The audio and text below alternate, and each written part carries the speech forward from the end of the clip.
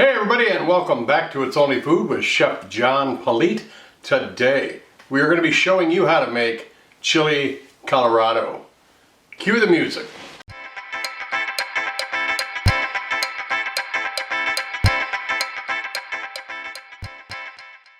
Alright, well thanks a lot for tuning in today. If this is your first time joining us, please do me a favor, go down and hit that subscribe button and then hit that notification bell so you can be notified each and every time I upload new content.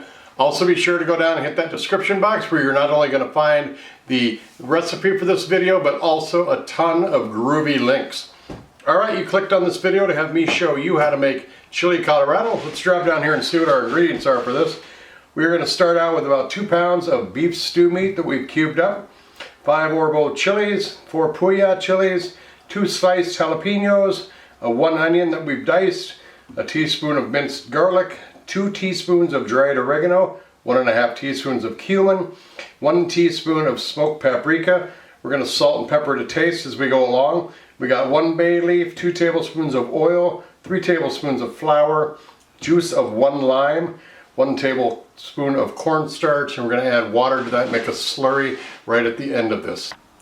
Alright, as we always do, I'm just going to pan over here and we're going to show you. We got our mise en place all set up. We've got our herbs and spices, our aromatics, got our meat. I got utensils that we're probably going to use throughout this cook. I've got our pot right here that we're going to use for our beef to make the stew and the chili. I've got our dried chilies right there, our pan that we're going to cook those in, and our chicken stock right back there. Everything is ready to go, so I'm going to go ahead and set up the shot and we'll begin. Alright, I've got the chilies, the dried chilies here that I have taken the stems off of and then just taken the seeds out of simply by turning them over with the open end where the stem came off and just squeezing them and shaking them, and all the seeds came out. I do save those, throw them on my pizza when I want a little extra heat. But anyway, we're just going to get the right burner. All we basically want to do here is throw our chilies right in there with the chicken stock. We are going to bring this up to a boil. We're going to turn it down to simmer after it's reached the boil, and we're going to let that go uncovered for about a half hour. So let's let that do its thing and let's move over to our beef. Alright, we've got our beef all cubed up, ready to go. I'm just going to hit this with some salt and pepper. And I got our flour here. You could probably mix your salt and pepper with your flour, save a little bit of time, and actually get it to, that's nice. Get it to spread throughout pretty good. Make sure you get a bowl big enough to mix everything up in there. And go ahead and put our flour in, the rest of it in there, And I will be hitting this with salt and pepper throughout the whole cook, so let's just get this floured. Okay, that's all mixed up real well. Let's start cooking it. Alright, we're going to turn this on to a medium-high heat. We're going to add the oil. Let that get hot. Like we always do, we'll add a piece of meat in there just to give it, it's our tester. When that starts bubbling, we know we can add the rest of our meat. I'm just going to stir up our chilies and our chicken stock. It is starting to make a little noise over here. It's almost ready to boil. Alright, we can see a little action going on the meat. So I'm going to drop all of that in there. This pan is big enough to put everything in there. You don't want to overcrowd your pot, but this pan's just about the right size. So basically right now I just want to brown all this meat off. I'm going to let that happen. We got a boil going on our peppers and stock over here, so I'm going to turn that down to about a medium. We're just going to let this brown a little bit before we move on to our next step. Alright, meat's starting to look brown here, looking good. Now it's important that you do the browning step because it does start to get the meat cooking in the cooking process. It adds a nice little color crust on the outside of it to kind of retain that moisture.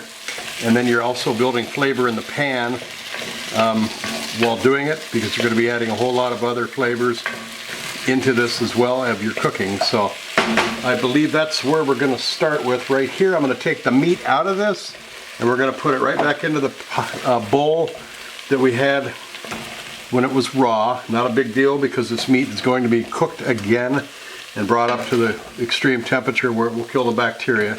So there's no cross-contamination there. And I just want to get all this meat out of here.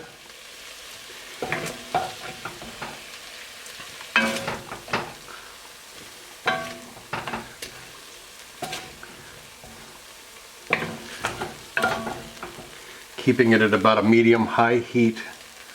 And I'm just going to add our jalapenos and our onion. I'm just going to take a little bit of this chicken stock that I got going on over here, and I'm going to throw that in there just to help that coax that along a little bit.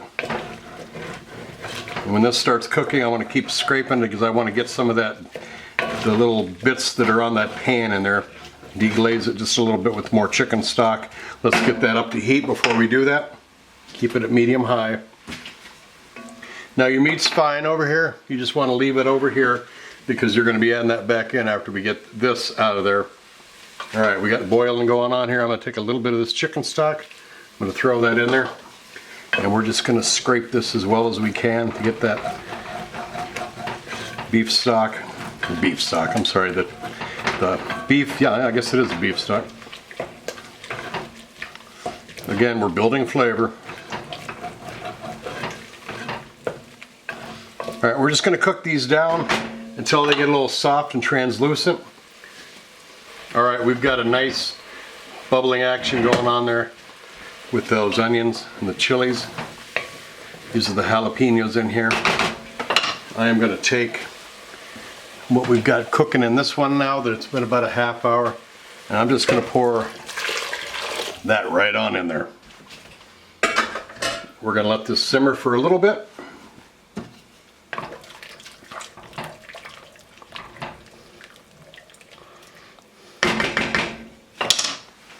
And turn it off because we want to cool it down, because now we're going to start making our sauce. All right, you're going to want to let this cool down just a little bit before you get too crazy with it, because what you're doing right now is just going to blend this up. If you've got a blender, that's great. I don't have a blender.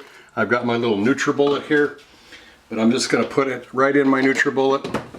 I'm going to start blending this into a nice puree with this chicken stock and these chilies.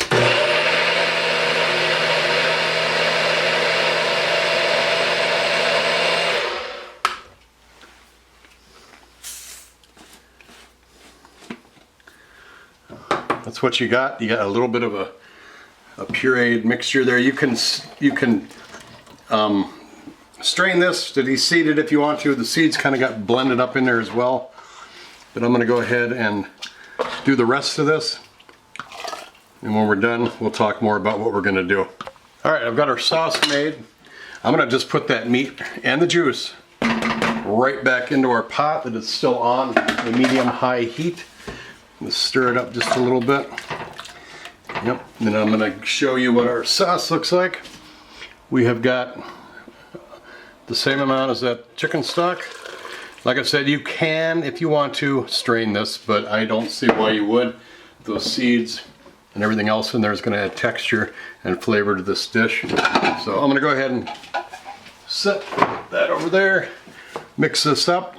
You want to bring this to a boil. But before we do that, we are going to add our bay leaf and our paprika. Going to give it some nice rust ready, give it a nice red rust color. That cumin for flavor, that garlic in here, and our oregano. We'll stir this up. We're going to let this cook, bring it to a boil. Then we're going to cover this up. Now this is a stew. What we've done here in the cooking technique is we've stewed this. Braising has got the same kind of concept. You brown the meat and cover it with a liquid and then cook it. But braising is a little bit different than stewing. In stewing, you're going to be cutting up the ingredients like the meat, and then you submerge it in the liquid to cook it. Braising, you brown it off as a whole muscle meat, like a whole roast or a whole chicken or whatever you're braising. You leave it whole. And you brown it off on all sides, and then you cover it up a little bit with the liquid, not all the way. and then you let it cook. So a little different technique. This is technically a stew, but it's a chili also. All right, we're almost there to a boil. I'm gonna hit it with a little bit more salt and pepper before we close it out and put the lid on there. All right, we got a bubble and going on. So I'm gonna go ahead and stir that salt and pepper in. And then we are going to take our lid. We're just gonna put it on just like that. So there's a little bit of steam escaping. I'm gonna turn that down to about medium. We're gonna let it go for about an hour, hour and a half. I'm gonna check it after an hour, see if that meat is tender, and we'll take it from there. All right, we have gone an hour. Got a nice little simmer going on. This has reduced quite a bit. Let's see how our meat, oh, the meat goes right, the spoon goes right through that meat. So our last step here is we're gonna take the juice of one lime. We're gonna squeeze that right in there.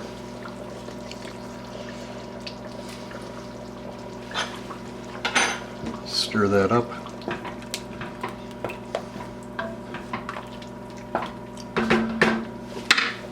We want to take our cornstarch, 2 tablespoons with the water.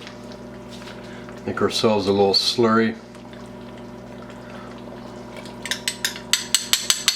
Pour that right in there. Tighten that up just a little bit. Beautiful. This smells fantastic. That's tightening up really nice. Okay, we're going to plate this up. We're going to make it look pretty. Take some photos for it for social media. Lay it in the timeline with some groovy music, and then we're going to come back and we're going to taste this. Stay tuned.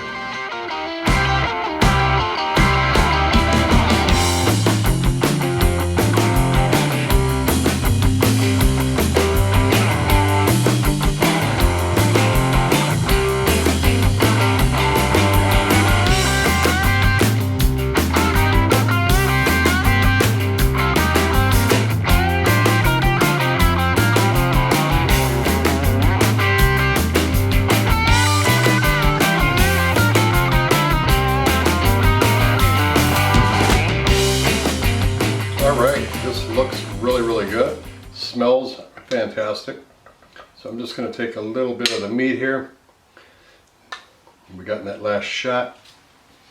There is right there. I don't know if you can get a close-up of that.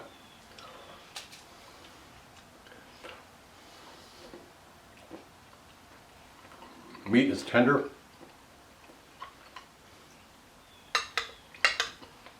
Very good flavor. Let me get some of the sauce here.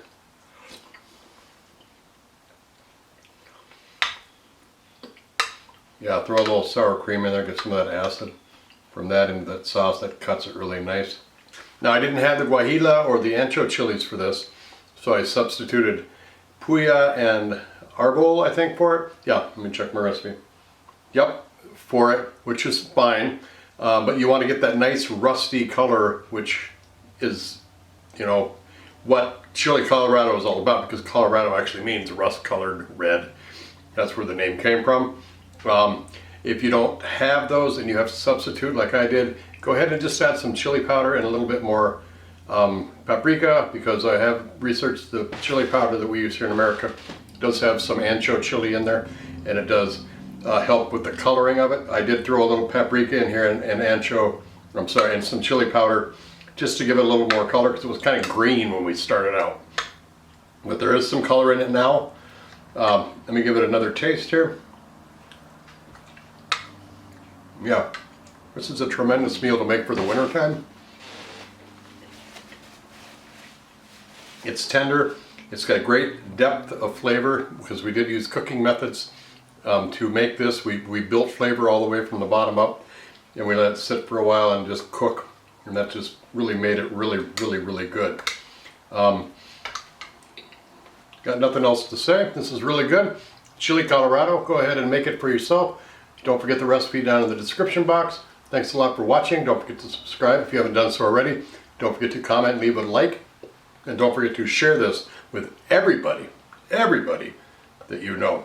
Chili Colorado, thanks for watching.